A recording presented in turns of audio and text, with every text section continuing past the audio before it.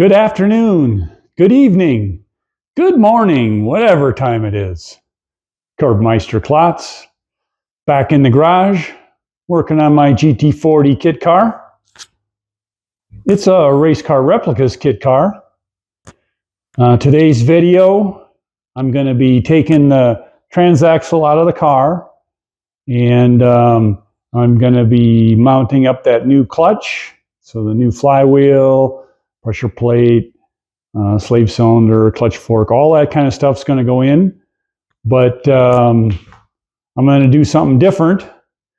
I don't want you guys falling asleep, so I'm going to break the video up into 3 segments. Today, I'll just be taking out the transaxle, and I'll also have to remove the motor plate, or the adapter plate, between the LS engine and the Porsche transaxle. So that's for today. Second video, bolting up the flywheel and the pressure plate, and I can put that adapter plate on the engine, and I'll also be putting the clutch fork, slave cylinder, throwout bearing, all that stuff on the Porsche transaxle. That would be in the bell housing if it was a regular bell housing clutch transmission setup. In the third video, I want to slide the whole thing in the car, and I want to see if I can do it with the engine still mounted. So that would be a lot easier if I ever have to change a clutch. And I think I can do it because this bar here can come off, and then I can go straight on with the transaxle. I also got my new wheels. Pretty excited about that. Forge line wheels.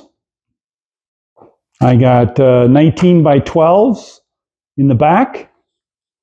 I got 18 by 8s in the front.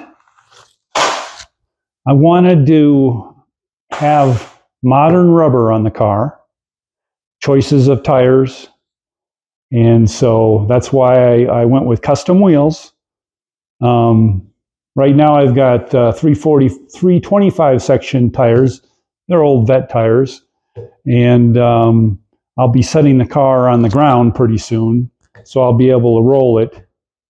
And I do have the fronts are 225 section, much narrower. Can't get much bigger tire in there. Everything is going to rub. So I'm really happy. I wanted to be able to torque the lug nuts instead of the knockoff. The race car used knockoffs. And like I said, I wanted to be able to torque my wheels, and I wanted to have lots of options for tire sizes. So 19s, 18s, and yeah, I'm pretty excited. I think it's a good look. All right, let's get to removing that thing. First things first, got to have a good place to put your beer.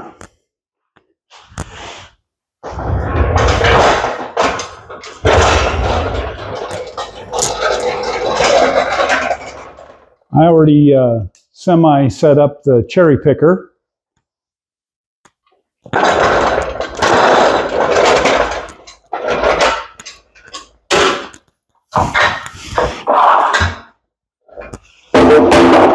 Uh-oh.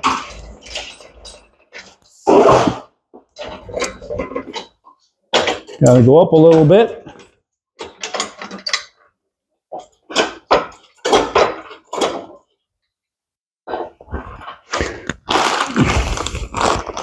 I made my own sling. So basically I just cut down a chain that'll be just right. Short section of chain. And I'm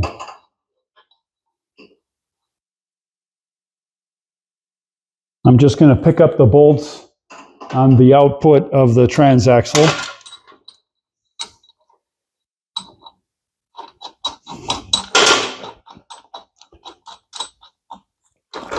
So I've got about ½ inch to, I got about 3/4 inch engagement. I don't need to tighten it up anymore. Finger tight is good.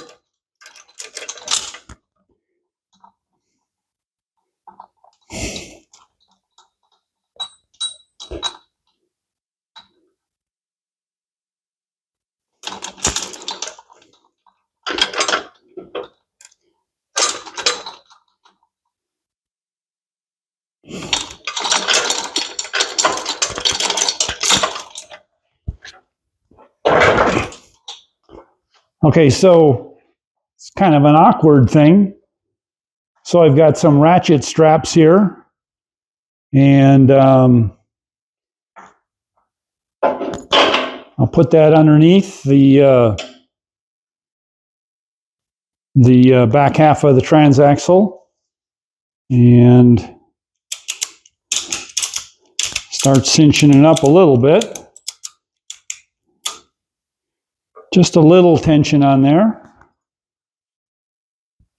So you can see I have it supported in the back and 3/4 of the way in towards the front. And I have 2 bolts left holding the transaxle to the engine, so I have to take those out.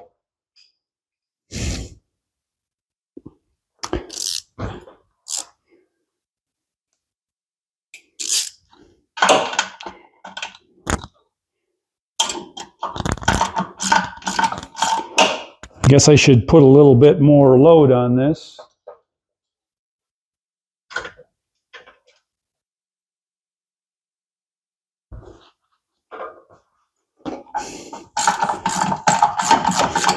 And you can tell that the load is off the bolts because it's coming out nice and easy.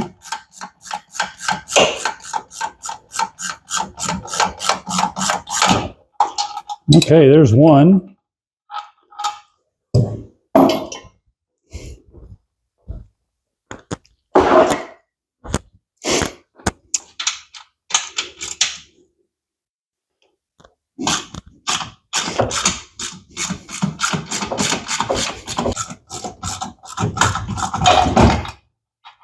Okay, that was a long one.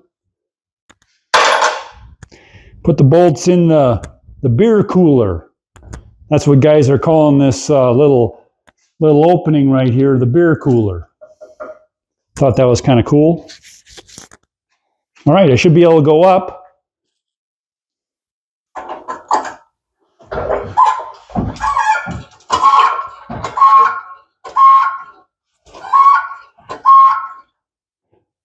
One more thing I have to do. I have the shifter cables adjusted and connected. So there's 2 bolts holding that the cables to the transmission, and right now I just have safety wire for the instead of the lock clips. So I can just undo the safety wire. I can take the cable off, and I won't lose my adjustment. So cables are off, and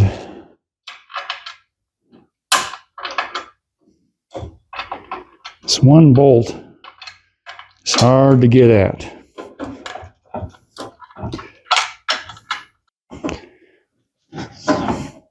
So there you can see, this is my adjustment for the shifter cables, and I didn't have to break into that. I just have these 2 bolts to mount the assembly back to the transaxle. So I can throw those bolts in the beer cooler and just move the cable aside.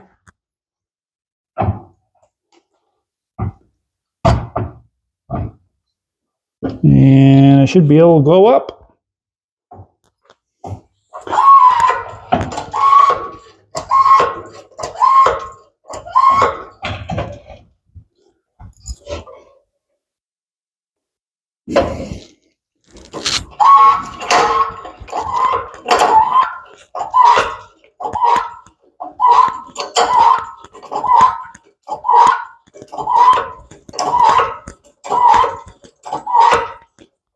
Let's see how we're doing.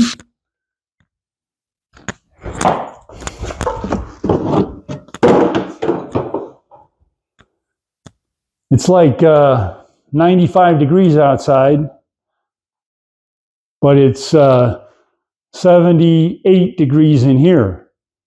So I don't have the doors open, but I don't have much room. speeding things up a little bit here. Okay, so this is about 175 pounds. Kind of an interesting chains tangled up there, but anyway, it's supported, it's held up, and the next video I'll be putting the guts in this area here. Okay, this is where we're at so far. There's the inside of the bell housing part of the transaxle. So the fork is going to go sort of crosswise here. That's going to be the pivot ball, and the slave cylinder will poke through here. Of course, this is going to engage the disc, and the disc will be clamped to the flywheel. That's how you get the power to the transmission. So that's my sling set up there. I think it works pretty good. And now over here, this is a cool billet plate piece that Race Car Replicas made, part of the kit. If they're all set up if you want to do an LS engine, or they have several engine choices, and so depending on what you choose, they'll build you this adapter. And so this is bolted to the engine, and you can adapt.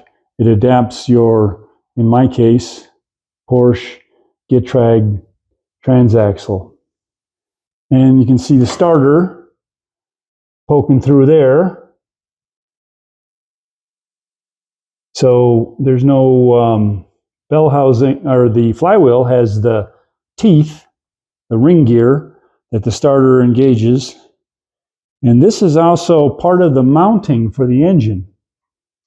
I like how they did that. So this is the horseshoe in the car, probably the most structural part of the whole car. And then there's a billet piece that goes across.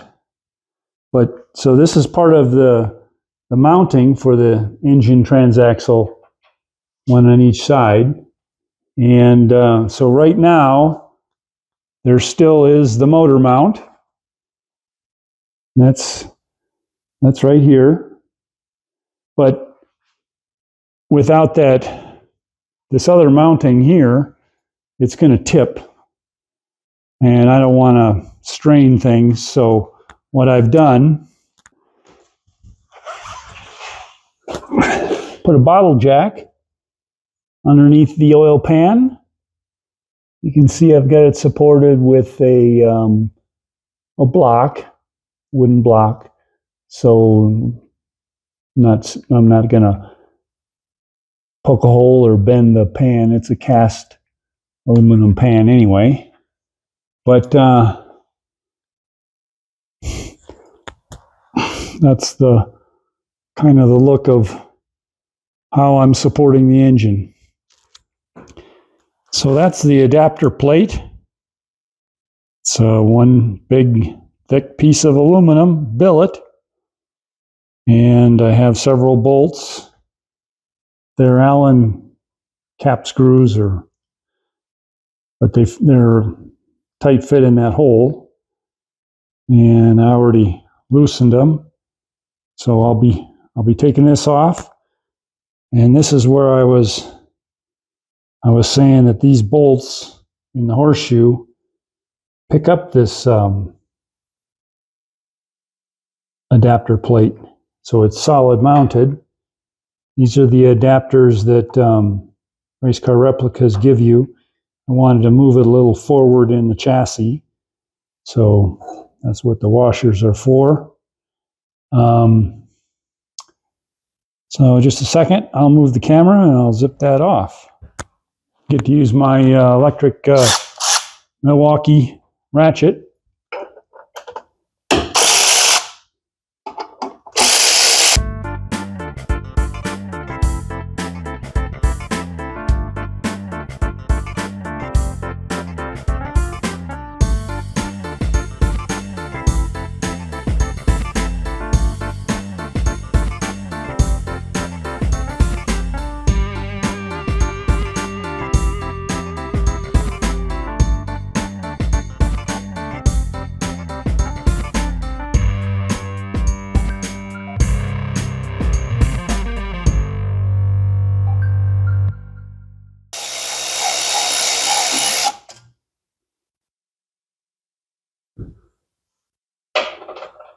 so it doesn't fall off because it's pinned. GM put some dowel pins in the back of the engine, and so this piece fits on there just right.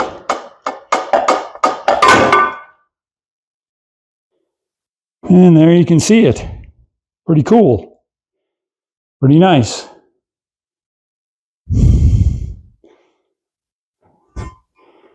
It says our race car replicas right on the top. All right. It's time for a beer.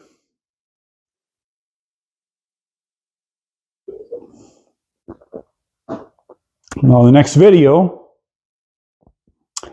I'll be bolting the new flywheel up, new ARP bolts, torqued and Loctited. After I get the flywheel on, I'll bolt that adapter plate on. I'll pick these back up again, and the engine will be sitting located in place, and get the flywheel torqued and that all set up. And then we'll go over there to the transaxle, and we're going to put the fork, the pivot, and the slave cylinder, throw out bearing, all that good stuff in there. That'll be video 2. And then video 3, stick the whole thing in. I think I can take this, I know I can take this off here. So, should be able to have a straight shot going in. We'll see. So that's it for now. Hope you guys liked the video. Like and subscribe if you like the video, and leave me a comment, question. What do you think of the wheels? Any ideas? It's always good to hear from you guys. And as always, Curbmeister Klotz saying, keep the shiny side up and your nuts tight.